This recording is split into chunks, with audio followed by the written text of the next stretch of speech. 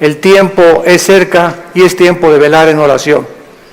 Es tiempo de reflexionar profundamente acerca de nuestra vida y de poder pensar qué es lo que Dios quiere para nosotros. Todos ustedes los que traigan su Biblia, y eso es lo bueno de traer la Biblia el domingo, la vamos a abrir en 3 pasajes, porque a continuación voy a desarrollar el inicio de una nueva serie, titulada El desafío de la fe. El desafío de la fe. Romanos 5:3, Santiago 1 y Primera de Pedro capítulo 1. Son 3 versículos muy importantes que vamos a desarrollar para poder tener un fundamento teológico acerca de esta conferencia y las que a continuación vamos a llevar a cabo, y que puedan ustedes entender las razones de por qué sufrimos, por qué existe la maldad, por qué hay tanta desgracia en el mundo, por qué si Dios es todopoderoso no termina de una vez por todas con el mal, con el terrorismo, con los abortos, con los cánceres, etcétera, etcétera. ¿Por qué hago todos estos cuestionamientos? Porque hace menos de una semana murió un grande astrofísico inglés llamado Stephen Hawking. Fue educado en la Universidad de Cambridge, casado 2 veces con más de 3 hijos. La primera esposa fue cristiana, abandonó a la primera esposa para casarse con la segunda, que era su enfermera. Murió a los 76 años, a los 23 años de edad lo diagnosticaron con una esclerosis tremenda, atrófica, y le dieron menos de 2 años para vivir. Y sin embargo vivió 50 años más, 76 años murió. Y lo más irónico del caso de la vida de este grande astrofísico inglés fue que su esposa, cuando lo metieron y lo entubaron 2 veces a los 20 y tantos años y después a los 40 y tantos, y le dijeron en el hospital que ya tenían que desconectarlo porque ya no podía vivir, ella se puso de rodillas e intervino ante el trono de la gracia, y llegaron los doctores y le dijeron: es que esto es un milagro. Y la segunda vez que otra vez lo vuelven a conectar porque ya estaba a punto de irse de este mundo, su esposa vuelve a arrodillarse en oración para salvarle la vida. Él supo que su esposa estaba de rodillas orando por él, y cuando él tuvo esta oportunidad de poder decirle a Dios: gracias porque me concedes la vida, se siguió burlando de ella. Y las palabras de él a su esposa fueron las siguientes: yo no hago caso a la religión porque es la ciencia la que nos da la verdad. Me dio mucha tristeza que antes de morir haya muerto negando a Dios y declarando que Dios no es el creador del universo. En ese momento, cuando escuché este programa de televisión, porque fue a través de las noticias que escuché esto, inmediatamente vino a mi mente la vida de más grandes astrofísicos que él, que fueron cristianos. Él argumentó que era porque la verdad estaba en la ciencia, y sin embargo Blaise Pascal, astrofísico francés, escribió cantidad de tratados acerca, y no era un religioso, era un cristiano. Blaise Pascal confesó, y en sus libros lo dijo: Jesucristo es mi Señor y mi Salvador.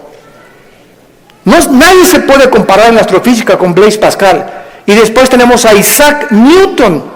¡Qué tremendo! Isaac Newton, que comienza a postular las leyes de la famosa gravitación, cristiano de los pies a la cabeza, y muere alabando a Dios y dándole gracias a Dios por la muerte de Cristo. Louis Pasteur, siglo XX, un famoso doctor, experto en medicina, y el legado que él dejó a la ciencia fue impresionante, cristiano. Y finalmente Alberto Einstein, que fue famoso cuando dijo: Dios no juega con el universo como si jugara los dados. Todos estos hombres fueron cristianos y creían en Dios. Los filósofos de hace 2150 años aproximadamente, 150 años antes de Jesucristo, Aristóteles, que fue el maestro de Alejandro el Magno, Platón, Sócrates, Demóstenes, creían en un Dios, por lo menos dijeron, pienso, luego existo, luego vivo, esta causa no puede estar dentro de mí, esta causa tiene que estar fuera de mí, tiene que haber algo, llámale la fuerza, una entidad superior, pero tiene que haber algo que trascienda, que es Dios. Aunque no lo pudieron nunca ubicar, el apóstol Pablo en Hechos 17 se enfrenta con los atenienses filósofos, discípulos de un gran hombre que se llamaba Zenón, y los discípulos eran los epicúreos y los estoicos. Y Pablo en Hechos 17 les demuestra y les dice, ustedes adoran un Dios porque tienen un monumento altísimo que decía al Dios desconocido. O sea, ellos lo único que sabían es que tiene que haber una causa detrás de la existencia del mundo y del universo. Pero llegamos al siglo XX, donde se levantan Friedrich Nietzsche, Jean-Paul Sartre, Bertrand Russell, Richard Dawkins y finalmente este astrofísico que muere diciendo que Dios no puede existir ni ser el creador del universo. ¿Saben ustedes por qué el astrofísico Stephen Hawking negó a Dios antes de morir? Simplemente porque no pudo explicar sus sufrimientos. Su esposa lo dijo, la primera esposa, Stephen está enojado con Dios, con un Dios que no existe. Se amargó contra alguien que no existe. Y siempre estuvo repelando, ¿verdad? Porque si Dios es Dios, no lo sanaba y no lo levantaba de esa silla de ruedas. Hace poco ustedes escucharon el testimonio de Nicky, un muchacho sin brazos y sin piernas. Nació con el puro tronco nada más. Y cuando oye su testimonio dice que a los 8 o 9 años de edad, como no podía suicidarse, se metió y con la boca abrió la llave del baño para ahogarse. Y en ese momento él reaccionó y dijo, ¿pero qué es esto? Y comenzó a gritarle, Dios, si existes, dime la razón por la cual me trajiste hacia el mundo, sin brazos y sin piernas. Y entonces él entrega a los 11, 12 años de edad su vida a Jesucristo, y no se imaginan ustedes los millones de almas que este muchacho, Nicky se apellida, ¿verdad? Nicky ha ganado en el mundo. Aquí lo tuvimos en México y mi esposa y yo, su esposa es mexicana, y se han discipulado con nosotros desde hace muchos años, la esposa de él y la familia de ella también. Ahora ya van a ser papás otra vez, así como lo ven, pero juguetón. Gracias a Dios por su vida. Entonces, podríamos nosotros realmente, porque esta es la espada y este es lo que esgrimen los ateos. Los escépticos, los agnósticos, es que, ¿por qué si hay un Dios, hay un sufrimiento? ¿Por qué es? Entonces, como no pueden entender y no tienen respuestas, y no las van a tener fuera de la Biblia, se encierran en una cárcel, y en lugar de que este hombre hubiera podido escuchar a su esposa, bueno, ok, tú me dices que es un Dios, dime por lo menos, o explícame por qué permite el sufrimiento, pero ni siquiera quiso hacer eso. Negó completamente todo contacto con la Biblia. Y esta es la razón de esta serie que me he propuesto comunicarles a todos ustedes y a todos los que nos escuchan a través de las redes sociales, porque es el tiempo que seamos luz. El mundo está pidiendo respuesta a los políticos, astrofísicos, ateos, agnósticos, escépticos, etcétera, etcétera. Las universidades en Latinoamérica están llenas de ateos, infectando las mentes de nuestros hijos, incitándolos a una revolución, incitándolos a la violencia, porque ellos creen que a través de esta violencia y de este idealismo pueden ellos hacer un cambio en México social, o en Veracruz, o en cualquier otra nación. ¿Por qué? Porque hay un idealismo en la juventud que no tiene respuestas, y nosotros somos la luz del mundo. Ya es hora que brillemos, y es hora que levantemos la lámpara. Todos los 70s, 80s y 90s del siglo XX persiguieron a la Biblia, persiguieron al cristianismo, persiguieron a los pastores en Latinoamérica. Yo recuerdo cuando fui a la universidad a la conferencia en la Facultad de Filosofía y Letras, cómo querían burlarse todos. Ay, ya llegó el padrecito, así me decían, ya llegó el padrecito. A ver de qué nos va a hablar el Padrecito, porque como ellos no tienen respuestas, creen que nosotros tampoco las tenemos. Y cuando nos enfrentamos a auditorios y les demostramos que hay más evidencias científicas en la creación bíblica que en la famosa teoría de la evolución. Cuando alguien te diga y tú le preguntes, bueno, ¿cuál es tu punto de vista, tu perspectiva de cómo te imaginas que creó el universo? ¿Qué te van a contestar? Pues por ahí anda una enseñanza, una ideología que se llama el Big Bang, o la grande explosión traducida. ¿Y qué significa esto? Que pues los físicos y se imaginan, porque no se puede probar científicamente, que pues comenzó con una explosión en el universo. Y entonces de esa explosión se formó todo lo que nosotros vemos. Cuando las propias leyes de la física, la primera y la segunda ley de la termodinámica, contradicen el Big Bang. Virgen del Socorro. Me atrevo a decir esto. La misma física que dice la primera ley de la termodinámica, nada se crea ni se destruye, la segunda ley, todo tiende al desorden, a la oxidación, a la destrucción, a la corrupción. Nunca del desorden se ha formado el orden, por el amor de Dios. Entonces, ¿cómo podemos estar defendiendo una teoría que la aceptamos ciegamente? Porque mi maestro me la enseñó. Porque tu maestro no tiene ninguna otra explicación. Y como dijo Don Teofilito, como decimos aquí en México, ni la tendrán si no vienen a la Biblia. Porque por medio de la ciencia y por medio de la intelectualidad, que es limitada, el ser humano no puede traspasar y trascender la dimensión espiritual, la dimensión del mundo invisible. Entonces el intelecto choca contra las cosas que no entiende y al llegar ahí se vuelven locos. Entonces no puede el ser humano comprender la inmensidad del universo que nos rodea, ni los caminos ni los pensamientos de Dios, porque son más altos que los nuestros. Dios tuvo que bajar hace 2000 años en la persona de Jesús para Él comunicarnos y revelarnos los secretos que se encuentran detrás de su universo, de su soberanía, de la tierra, de dónde venimos, los animales, la genética y la ciencia, que continúan como demostrando y comprobando simplemente que la Biblia tenía la razón. Y es hora de hablar, y es hora de tener una confrontación directa, porque el mundo se está hundiendo en la confusión teológica, en la confusión ideológica. Los gobiernos los invitamos al próximo desayuno en junio, ya les dieron su volante, titulado El fracaso de los gobiernos humanos.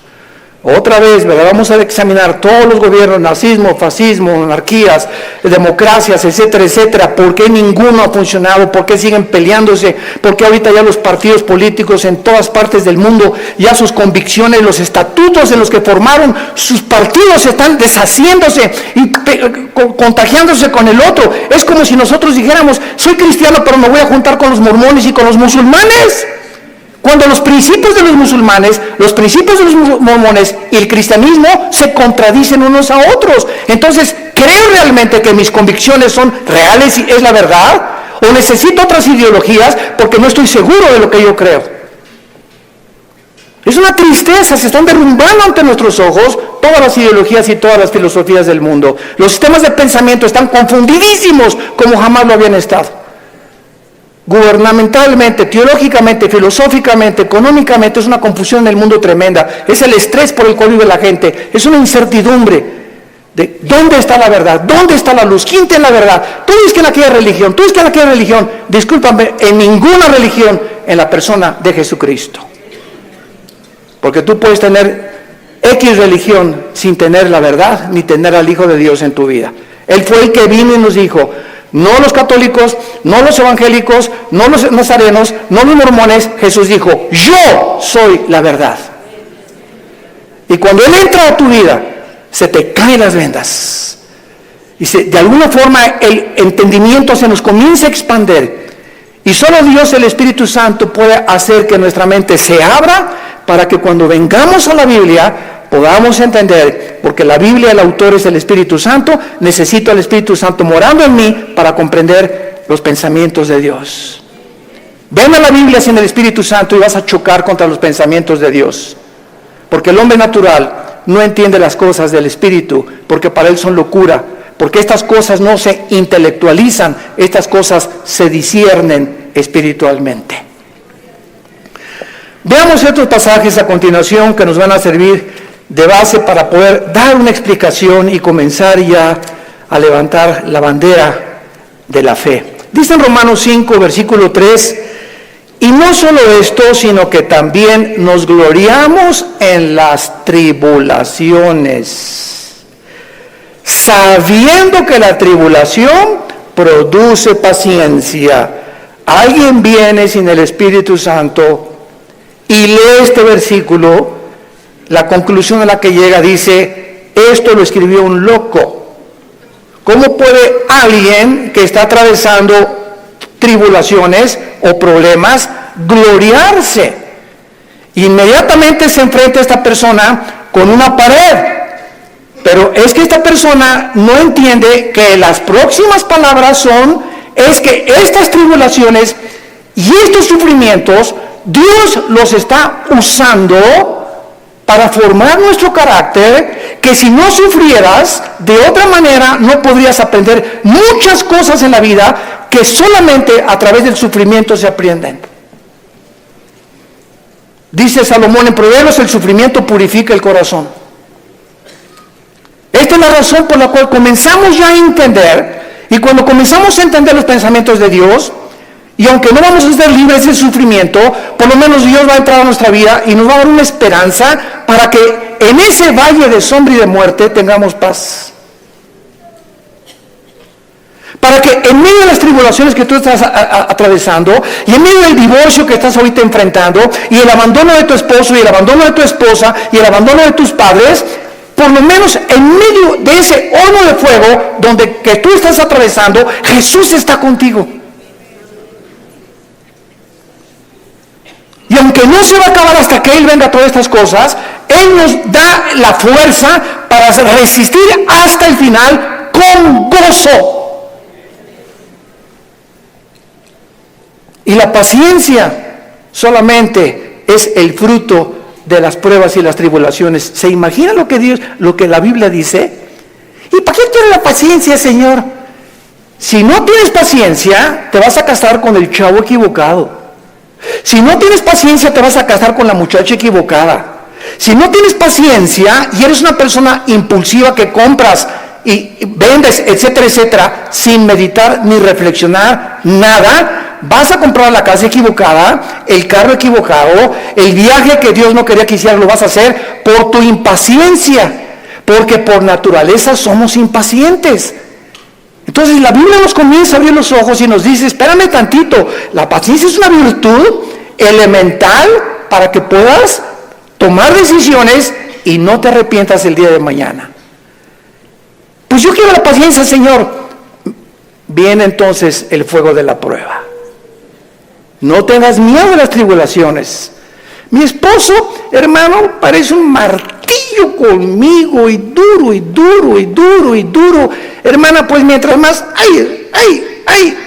te está haciendo tu esposito, sin que te des cuenta, estás desarrollando una capacidad para aguantar.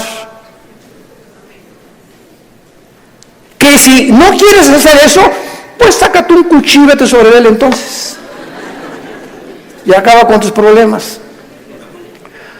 Hace muchos años, quiero irme con mucha calma con estas conferencias porque son muy importantes y tratar no se imaginan, oren por nosotros, por mi esposa y por nosotros, nuestros hijos. Necesitamos mucho de las oraciones de todos ustedes y le pido a Dios mucha oración, que siempre que yo estoy enfrente de un público pueda yo tener la capacidad de explicar su bendita y profunda palabra. Hace muchos años había un dramaturgo inglés llamado Oscar Wilde. Y él hizo muchísimas obras de teatro. Yo me acuerdo, tenía como 18, 19 años de edad. Formé parte de un elenco teatral llamado Hamlet. Y en una de las cosas que yo tenía que declarar durante el escenario, en el teatro, representando a Hamlet, ¿verdad? Dice así la obra de William Shakespeare: morir, dormir, no más. ¿Qué es más levantado para el espíritu? ¿Levantar las armas contra un piélago de calamidades y haciéndole frente a acabar con ellas? ¿O esperar el sufrimiento y dormir y morir, no más? En otras palabras, este dramaturgo, que no era cristiano, pero creía en Dios, Oscar Wilde, y tenía problemas morales, ¿verdad? No nos vamos a meter con eso ahorita. Oscar Wilde pudo entender que en la vida es o mueres o vives. Ahora, escojo vivir, aguántate. Decía mi papá, no chille, agarre piedras. Estamos vivos, no es Disneylandia, por el amor de Dios, ya madura. No es Reino Aventura. No estamos en el milenio todavía, estamos en un mundo de una raza humana caída, donde hay pecado, muerte, oscuridad, sombras, tristeza, enfermedades, violencia, etcétera, etcétera. Y vamos a través de esta serie a explicar por qué permitió Dios esto, y nos vamos a dar cuenta, cuando veamos la explicación de Dios, vamos a levantar las manos, te voy a decir: Señor, profunda es tu sabiduría y tu gracia y tu misericordia. Cuán profundos son tus pensamientos. Y yo era como era porque no entendía. Ahora entiendo, Señor, y te alabo y te bendigo. Y va a venir una paz sobre tu vida que sobrepasa el entendimiento, que te va a dar la fortaleza de seguir viviendo para Jesús. Y este es el propósito de esta serie que he tratado de preparar para todos ustedes y los que nos escuchan. Las tribulaciones nos producen paciencia. Necesitamos la paciencia. La segunda es Santiago capítulo 1, versículo 2 y 3. Santiago capítulo 1, 2 y 3. Hermanos míos, otra vez parecía que estuviera loco Santiago, de cual fumó. Tengan por sumo gozo cuando se hallen en diversas pruebas. ¿Quién puede llegar a esa conclusión, verdad? Gózate cuando te corran de tu trabajo. Gózate cuando pierdas tu casa. Gózate cuando tienes algún problema, ¿verdad? ¿Por qué me voy a gozar? Porque esa prueba que estás atravesando está produciendo paciencia. Otra vez, Santiago está de acuerdo con Pablo para poder, con diferentes palabras, decirnos que las pruebas producen paciencia. Entonces tú llegas a tu casa con tu esposa: ¿qué crees, mi chenchita? ¿Qué, mi amor? Estás tan contento, te veo, te ascendieron de puesto. No, mi amor, al contrario, me corrieron. ¿Quién podría reaccionar así? Nadie, ¿verdad? Ni marihuano. Nadie podría reaccionar de esa manera, más que un cristiano que vive en el Espíritu. Y la esposa: oye, pero ¿sabes una cosa? Esto no es para que te pongas contento. Sí, mi amor, ¿sabes una cosa? Porque acuérdate de Romanos 8:28. Todas las cosas contribuyen para nuestro bien. Y no me corrieron porque haya sido ladrón, borracho, parrandero, jugador, defraudador. Me corrieron, ¿verdad?, por política, lo que tú quieras. Pero ¿sabes por qué me gozo, mi amor? Porque creo en lo que dice la Biblia. Ahorita mi única reacción, si había llegado: vieja, sácamela de don Julio reposado. Y vamos a ponernos los dos hasta atrás. Esta vida no vale gorro. Vamos a divertir, que nada, y que Dios ni que cristianismo. Esa es la otra reacción. Y comenzar con la autolástima y comenzar a amargarte contra Dios. ¿Te das cuenta? Entonces, en lugar de que tomemos esa actitud, la Biblia nos muestra que nos enfrentemos a los problemas con otra actitud, porque cuando Dios ve que tú enfrentas esa actitud y que tú llegas a tu casa y: Señor, gracias, te alabo, yo no entiendo por qué me corrieron, lo único que sé es que tu palabra dice: no desmayes, no tengas miedo, yo soy tu Dios, nunca te dejaré, nunca te abandonaré. Y estoy seguro que viene un trabajo mucho mejor que el que yo tenía, en el momento en el que Dios ve desde el cielo que nuestra reacción aquí en la tierra es diferente a la de los demás seres humanos. Dios nos bendice.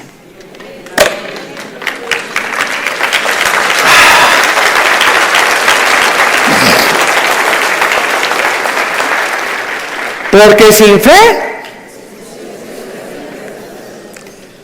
¿y cómo se demuestra la fe? Actuando al contrario de nuestros sentimientos y emociones. Hebreos 11:6. Y el versículo 1 de Hebreos 11 dice, y la fe es la certeza de lo que se espera, la convicción de lo que no se ve. Veamos y metamos aquí un microscopio. La fe está relacionada con el futuro y con lo invisible.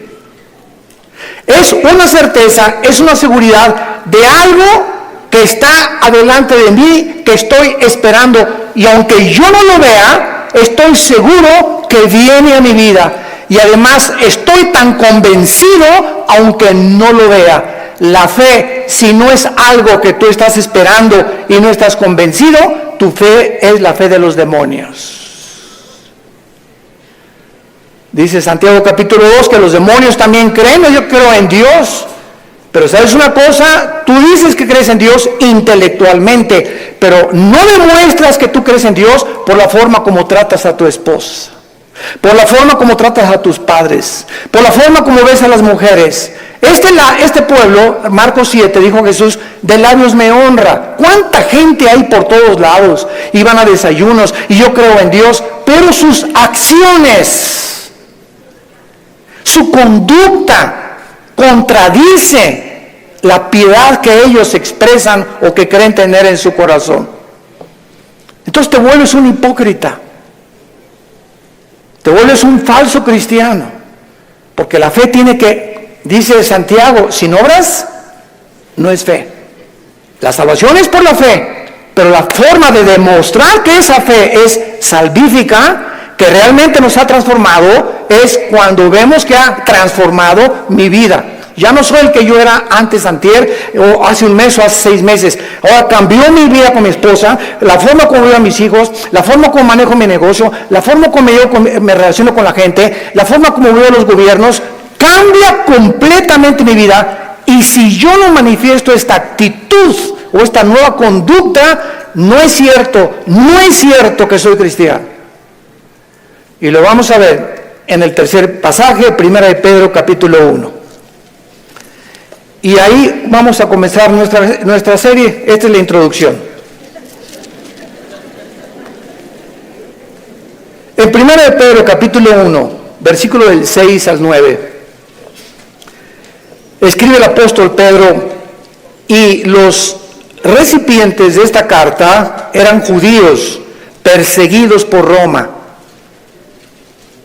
Esta carta fue dirigida a cristianos que están siendo perseguidos o sufriendo por su fe, en lo cual vosotros os alegráis, aunque ahora por un poco de tiempo, si es necesario, tengáis que ser afligidos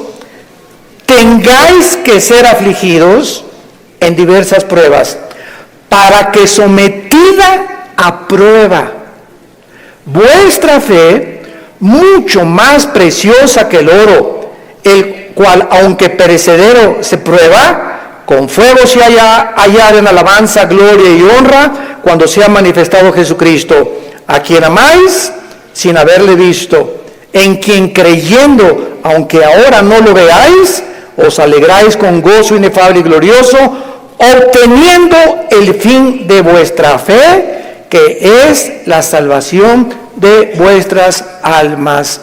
En otras palabras, y este es el tercer principio espiritual de nuestra serie, la fe de todos aquellos que han dicho: Jesús, entra en mi vida. Ayer en el desayuno tuvimos más de 35 decisiones, gracias a Dios, y la gente que hace una decisión por Jesucristo, quiero que lo sepas, tu fe va a ser probada. Tu fe va a ser probada. ¿Y saben ustedes dónde comienza a ser probada? En la familia, con tus hermanos y con tus papás o con tus primos. ¿Por qué? Porque la primera prueba de la fe es la persecución. Ayer nos contaba mi hermano Alejandro, él es el director del Instituto Teológico Internacional, el ITI, y nos contó una anécdota mientras veníamos de Toluca al desayuno en el camino, que yo no la conocía de mi hermano. Y me dice, Armando, tú sabes que cuando yo me convertí, porque él fue el primero en la casa que se convirtió. Y yo los correteé como 2 o 3 años. Una vez quise incendiar una reunión de oración. El gadareno era Pinocho comparado con los demonios que yo traía. Y se los digo en serio. Y me dice mi hermano, tú sabes que cuando yo me convertí, llegué a la casa y mi mamá inmediatamente me quiso correr. Ya te metiste con una secta, quién sabe qué te metieron, etcétera, etcétera. Total, dice, me tuve que salir de la casa y a los 4 días regresé a la casa. ¿Y qué crees? Estaba un cuñado mío, nuestras hermanas, la abuela, los tíos, y me hicieron juicio. Todos alrededor de la mesa, diciéndome, a ver, acércate por favor, estamos escuchando que ya te cambiaste de religión. Y que andas por ahí con unos aleluyas y quién sabe qué tantas cosas. Y en esta familia, la única religión que tenemos es tal y tal y tal y tal cosa. Y dice mi hermano, yo lo único que hice es a todos ellos que me hicieron juicio por haber aceptado a Cristo en lugar de que, contentos de que dejé las drogas porque era bien hipioso mi hermano antes, y le metía todo, ¿verdad? En lugar de que estuvieran contentos, estaban completamente enojados que yo había comenzado a leer la Biblia. Y lo único que les dije fue, puse la Biblia en medio de todos y les dije, ¿la han leído? Y comenzaron todos a voltearse unos con los otros. No, Chepo. Pues si no la han leído, ¿qué base tienen para juzgarme que yo estoy mal? Porque si no es la Biblia la base de nuestra fe, ¿qué es entonces? Yo no les dije que fui con los mormones, ni que fui con soy un musulmán. Estoy en un grupo de cristianos que leemos la Biblia. Y si ustedes no leen la Biblia, no tienen ninguna base. Y dice mi hermano, desde esa vez, nunca se volvieron a meter conmigo. Pero vino la persecución inmediatamente y vendrá contra ti también. Y comienza en la propia familia. ¿Por qué? Porque Dios nos sacó de las tinieblas de nuestra familia para regresar a nuestra familia e iluminarlos y sacarlos también al reino admirable de la vida de Jesucristo. Y si tú en tu familia no eres una luz y en tu medio donde trabajas no eres una luz y no estás dando testimonio de Jesucristo, tu cristianismo es religioso nada más. Y recibirá un poder. ¿Para qué? Para poder enfrentar al mundo. Sin ese poder no se puede enfrentar al mundo. Hechos 1:8. Y recibirán al Espíritu Santo y me serán testigos. Entonces, vemos nosotros que tiene un propósito todo esto. Muy bien, vamos pues a comenzar esta serie con las siguientes declaraciones y reflexiones. No cabe duda que vivimos en un mundo completamente disfuncional. No hay un solo matrimonio funcional. El matrimonio es la unión de 2 extraterrestres. Pero por si fuera poco, 2 extraterrestres que ninguno se conoce ni se entiende el uno al otro. Y vas a tener 60 años de casado, como dijo un gran predicador hace algún tiempo en un estadio en Estados Unidos que lo escuché. Yo tengo 60 años de casado más o menos y sigo sin entender a mi esposa. Y como dijo Dios Filito, ni las vamos a acabar de entender. Porque no nos manda Dios a entenderlas, nos manda Dios a amarlas. Entonces, cuando nosotros comprendemos esto, que no hay un matrimonio, o sea, no hay un matrimonio perfecto, es lo que quiero decir. No hay un matrimonio donde todo, en la luna de miel, John Travolta y se casó con esa muchacha que se parece a la Madonna y vamos a ser felices y qué guapo, ¿verdad? Y tiene coche. Todo eso desaparece después de la luna de miel. Comienzas a enfrentarte con una persona imperfecta de los pies a la cabeza. Peor todavía si no son cristianos. Si con cristianos se lucha y se sufre, imagínate no siendo cristianos, ¿no? Por eso hay tantos divorcios. Entonces te enfrentas con una persona, con una mujer, que no sabes cómo tratarla, no sabes, de todo chilla, no sabes por qué chillan las mujeres de todo. Parece perico de África como habla mi esposa. Es que a las mujeres Dios les dio esa capacidad de hablar hasta por los, quién sabe por dónde más. Hasta por los pies hablan las mujeres.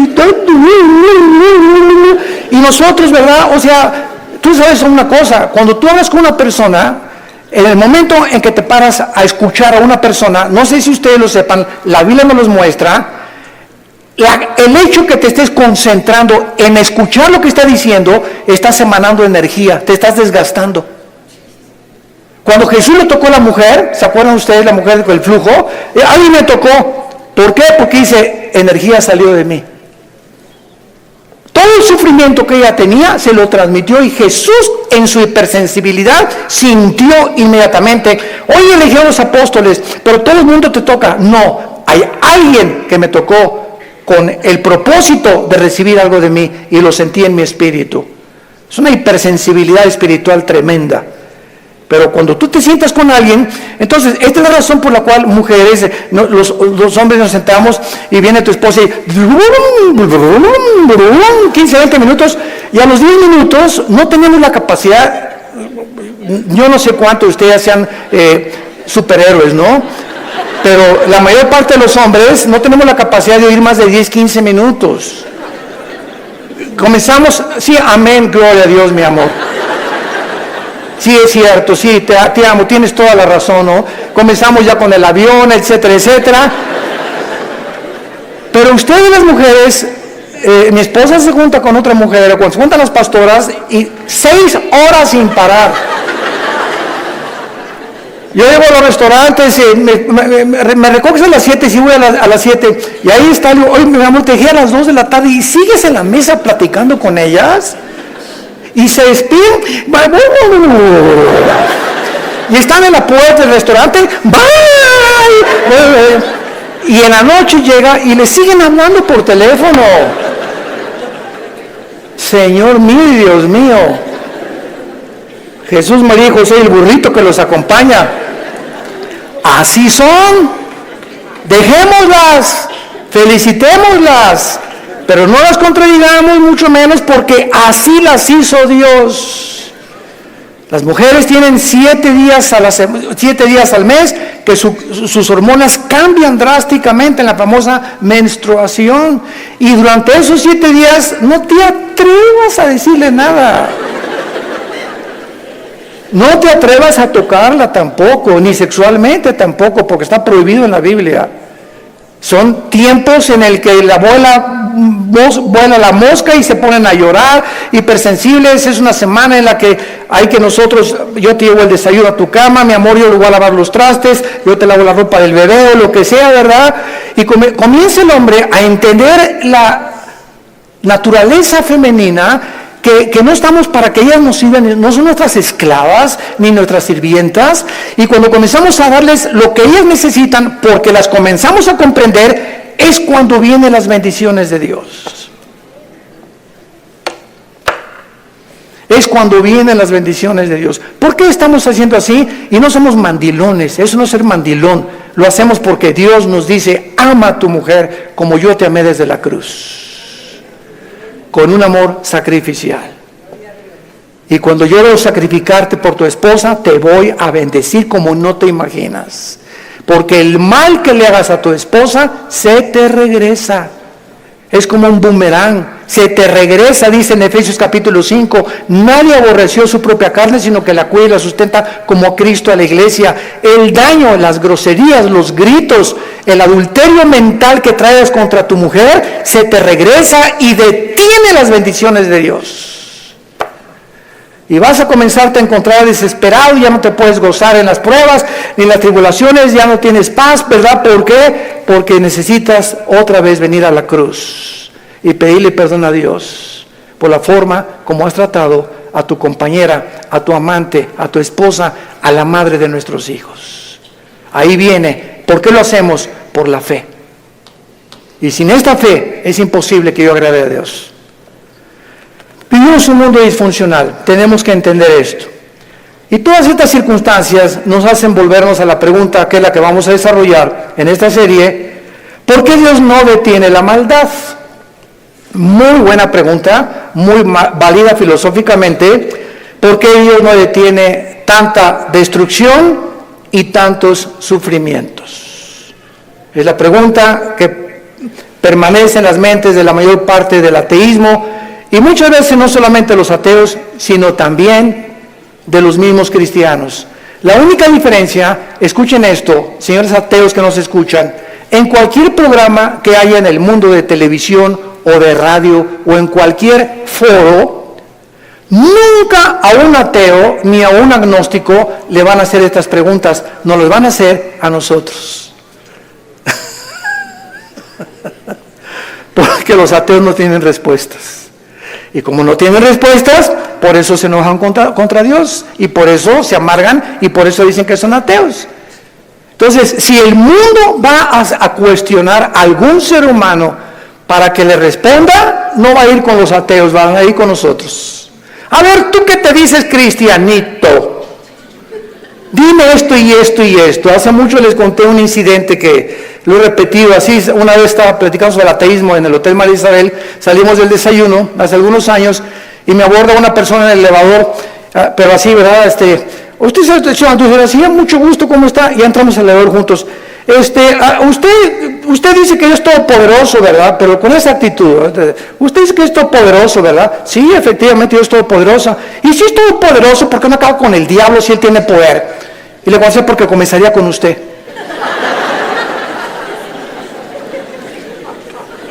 Dele gracias a Dios.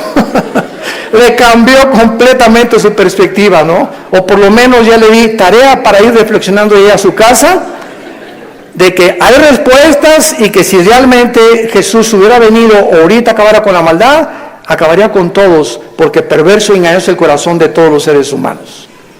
Entonces démosle gracias a Dios que no lo ha hecho y que en su paciencia, dice en 2 de Pedro capítulo 3, está esperando para que todos o la mayor parte de los seres humanos se arrepientan antes de que juzgue severamente este mundo.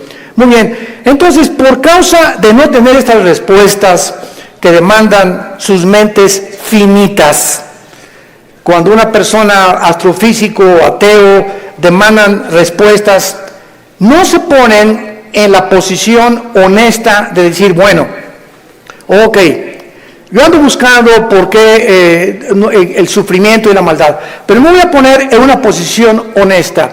Yo soy un ser humano, amén, lo soy. Si soy un ser humano y si existe Dios, es lógico, vamos a decir una línea lógica elemental, es lógico que sea un ser sobrenatural y sería imposible poder comprender los pensamientos, así como un niño no comprende los pensamientos de su padre, ni de un filósofo. Aunque es el mismo cerebro, no está desarrollado el niño de 6 años como el de uno de 25 años de edad. Entonces, siguiendo esta línea de lógica, si existe un Dios, tiene que ser mucho, mucho más grande. Entonces, yo estoy ante un universo lleno de misterios, estamos llenos de misterios. Si hay extraterrestres, si no hay extraterrestres, si existen los hoyos negros, si no los hoyos negros, si es el otro, que cómo comenzó el universo, de dónde venimos, bla, bla, bla. Estamos llenos de misterios.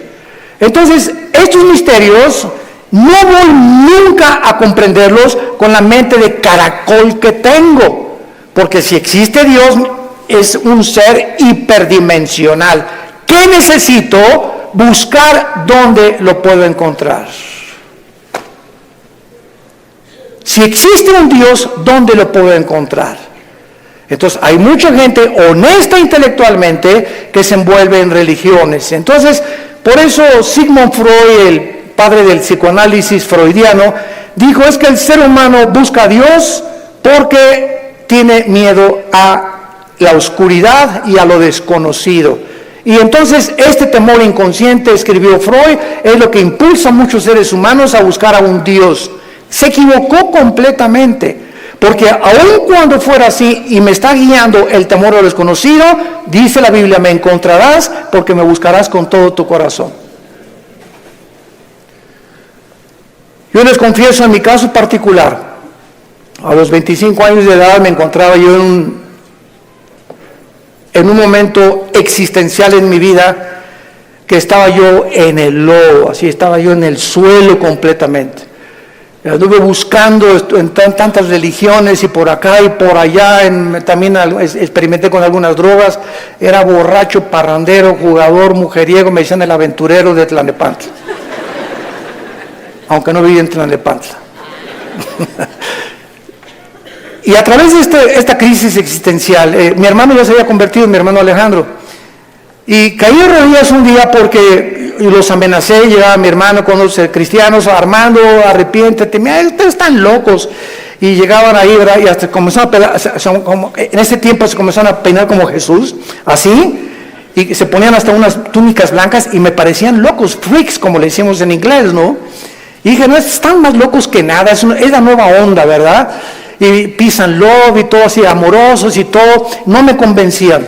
Hasta que llegó esta crisis existencial en mi vida, en la que ya no tuve más que hacer, intenté quitarme la vida 2 veces, ya no quería vivir, dije, no hay propósito, significado en mi vida, y en esa crisis caí a las 4 o 5 de la mañana, recordando las palabras que siempre mi hermano, antes de irse a la casa, oraban por mí. Y esas oraciones que hacían por mí en la casa me llegaron a tocar las fibras sin que yo lo supiera, movieron mi espíritu. Y me levantó el Señor, creo, a las 3, 4 de la mañana y caí de rodillas. Le dije, Dios, si tú existes, te necesito. No sé quién eres, pero yo te necesito si tú existes. Y si es verdad que es tu Hijo, al quien tú escogiste y en quien el cual tenías tu complacencia y lo mandaste para que lo oyéramos a Jesús, no dijiste que oyéramos a Buda, ni a Mahatma Gandhi, ni a Mahoma. Tú dijiste a él oír. Si es Jesús, yo lo necesito en mi vida. Le hablé a mi hermano a las 4 de la mañana, pasó por mí a las 5 de la mañana, me llevó a la casa de un misionero bautista con un corazón impresionante por el amor de las almas, y ahí estuve yo en un mes de febrero, marzo, ¿verdad?, de 1974, caí de rodillas junto al piano, que era un músico misionero, y le grité a Dios. Me comenzó con la Biblia, por cuanto todos han pecado y son apartados de la gloria de Dios, la paga del pecado y la muerte, Juan 3:16, Dios te ama, etcétera, etcétera, y comencé a llorar y a llorar y a llorar y a llorar durante 40 minutos llorando. Y yo no sabía ni por qué lloraba, pero estaba llorando, sentía que eran capas que se me quitaban así encima, y ahí quedé tirado todavía como media hora. Ya me dijo el misionero, dijo, vamos a dejar a tu hermano aquí solo en mi estudio. Ya salí yo y sentí como que me habían quitado, ¿verdad?, todas las frustraciones y desilusiones y traiciones que traía, y mentiras de todo lo que, programas virulentos que el mundo me puso. Y fue la forma en la que Jesús me dijo, ¿verdad?, tú eres a quien tú estás persiguiendo. Y de ahí en entonces, ¿verdad?, mi vida fue cambiada radicalmente. Yo supe que había llegado al final de mi vida y que si Él era Jesús, yo tenía que dedicar mi vida a Él. No había ninguna aventura más grande en la cual un hombre pueda aventurarse a vivir más que conocer a Dios. No hay una aventura más grande. Conocerle es el más grandioso afecto de nuestros sentidos y amarle el más grande de nuestros propósitos. A los 3 años de que comencé a trabajar yo en la hotelería, era gerente del hotel, el que acabamos de ir ahorita en la reunión de los pastores en Acapulco, enfrente de la Diana. Estuve de gerente como 1 año, gerente en el Hotel Camino Real de Polanco, etcétera, etcétera. Y le dije a Dios, me voy de misionero. Yo creí que Dios me había llamado para otra cosa, me fui de misionero y me fui a la sierra de Oaxaca, entre la costa chica y la costa grande, entre Oaxaca y Guerrero. 3 años durmiendo en pisos de adobe. Mi cojín era un ladrillo envuelto en periódicos y me tapaba en la noche con periódicos, con los indígenas.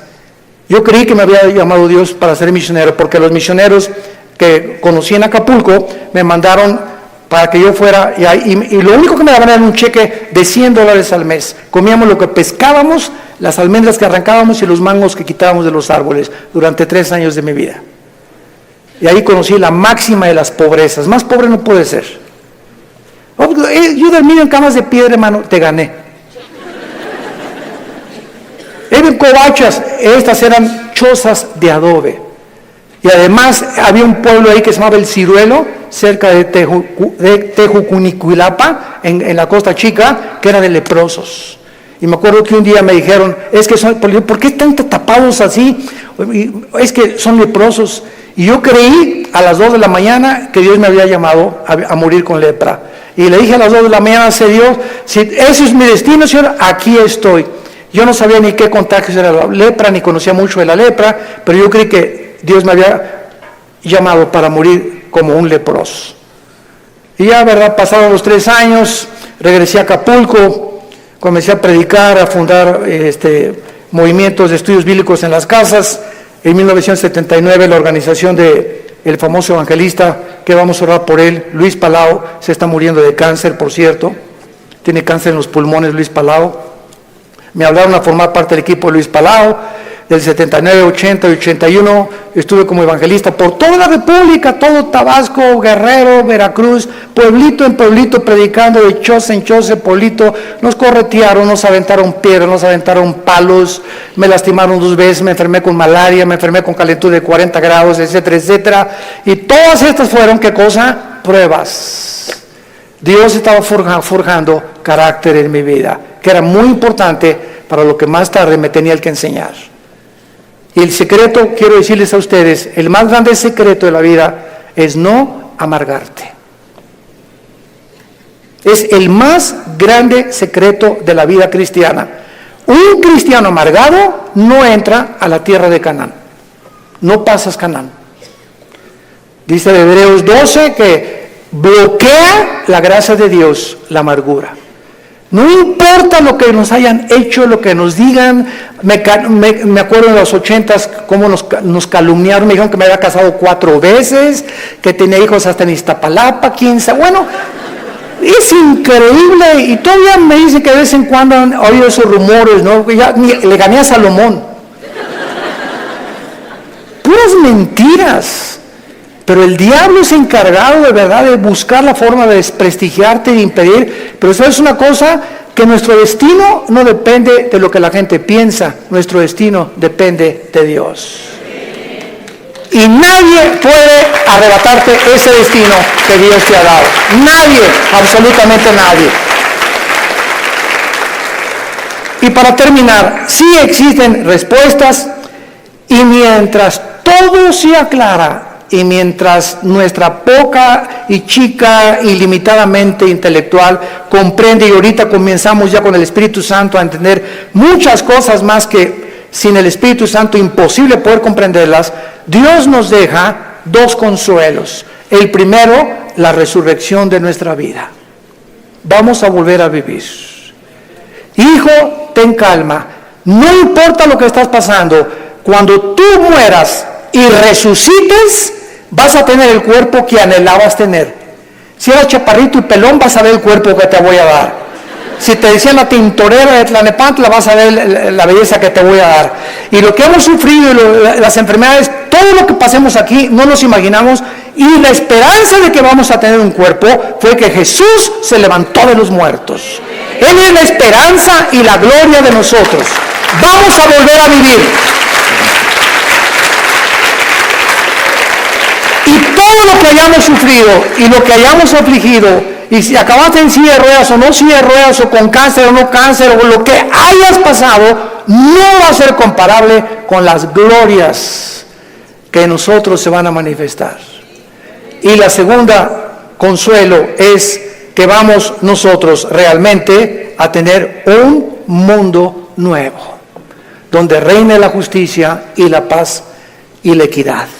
Viene ese mundo que anhelamos y que queremos cambiar por las revoluciones armadas, por la guerra, por la política, por la educación. De ningún esfuerzo humano el mundo va a cambiar hasta que Jesucristo regrese con todos nosotros a establecer su reino milenial. La pregunta en esta mañana es la siguiente: ¿estás tú preparado si tú murieras esta noche para encontrarte con tu Dios? ¿Estás preparado? ¿Estás seguro que tienes a Jesucristo? Asegúrate en este momento recibiéndole como tu Señor y Salvador.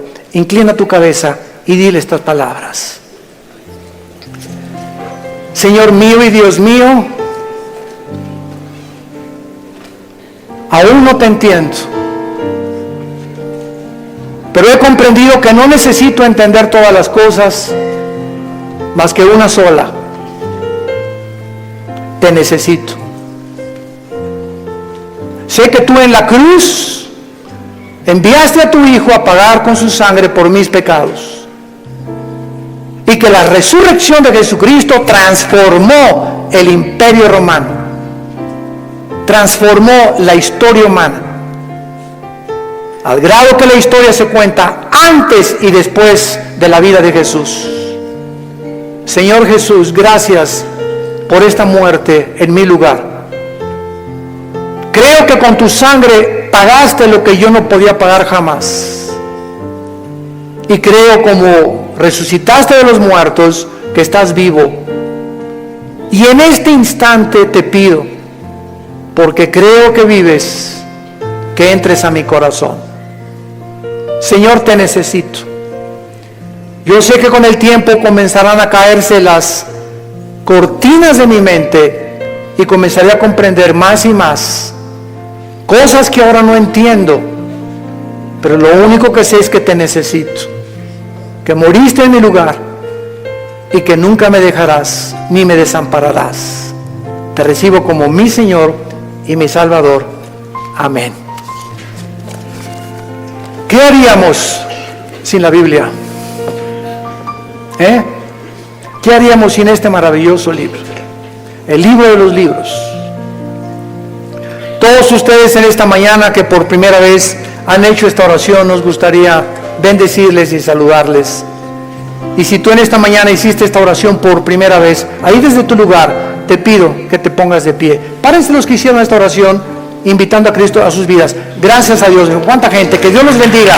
Gracias. Muchas gracias. Gracias, joven. Que Dios te bendiga. Alguien más. Que Dios la bendiga. Gracias a Dios. Allá atrás también.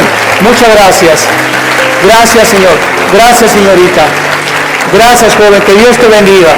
Gracias, Padre, por todas estas personas, estas nuevas almas que vienen a la cruz. Nos ponemos de pie para recibir la bendición pastoral. Los que quieran extender su mano hacia acá lo pueden hacer. Los que no hay ningún problema. Es en señal de que recibes esta bendición. Dios bendiga tu vida. Dios bendiga tu matrimonio. Y les dé la paciencia para tolerarse y soportarse el uno al otro hasta que venga Jesús. Y esta fortaleza solo nos las puede dar el Espíritu Santo, viviendo en la palabra de Dios. Dios bendiga a tus hijos. Dios bendiga el fruto que llevas ahora en tu vientre. Que esta criatura crezca y nazca en un hogar cristiano, con principios de ética y de conducta moral. Que pueda el muchacho crecer con la seguridad y decir siempre: mis padres se amaban, mis padres se respetaban. Dios bendiga a tus padres, Dios bendiga tu trabajo, tu entrada y tu salida. A sus ángeles mandará para que tu pie no tropiece en piedra. Él te llenará el conocimiento de su voluntad con toda inteligencia y sabiduría espiritual, para que andes como es digno de Él, llevando fruto en toda buena obra y creciendo en el conocimiento y la gracia de Dios. Nosotros ya no estamos en tinieblas, estamos bajo la luz, para que seamos luz en medio de una generación que se está degradando y perdiendo rápidamente por la corrupción que hay en el mundo. Que esa paz que sobrepasa el entendimiento, guarden ahora tus pensamientos y tu corazón. En el nombre de Jesús les bendecimos. Amén. Que tengan paz. Vida Nueva para el Mundo se sostiene y propaga el mensaje de salvación de Jesucristo gracias a Dios y a tus donativos. Llevemos juntos el Evangelio de Jesucristo al mundo entero. Realizamos eventos, seminarios, congresos y diferentes programas para dar a conocer el mensaje de salvación y el poder de nuestro Señor, transformando y edificando vidas de mujeres, hombres, niños alrededor del mundo. ¿Qué pasa cuando decides hacer tu donativo? Aunque no puedas llevar la palabra personalmente a todo el mundo, de esta forma lo estás haciendo. Con tus donativos o aportaciones, estás sembrando y formando parte de lo que Dios está haciendo en su vida. Estás ayudando a traer luz a la oscuridad, paz al conflicto y esperanza a los que no tienen amor. Dona desde México.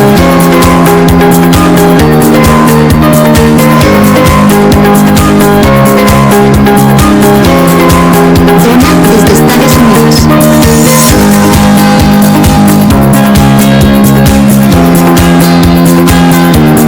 Para el resto de donaciones de otras partes del mundo, www.vidanuevaparaelmundo.org.mx/dona.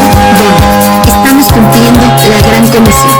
Por tanto, vayan y hagan discípulos a todas las naciones, bautizándolos en el nombre del Padre, del Hijo y del Espíritu Santo, enseñando mandándoles que guarden todas las cosas que les he mandado. Y he aquí, que yo estoy con ustedes todos los días hasta el fin del mundo.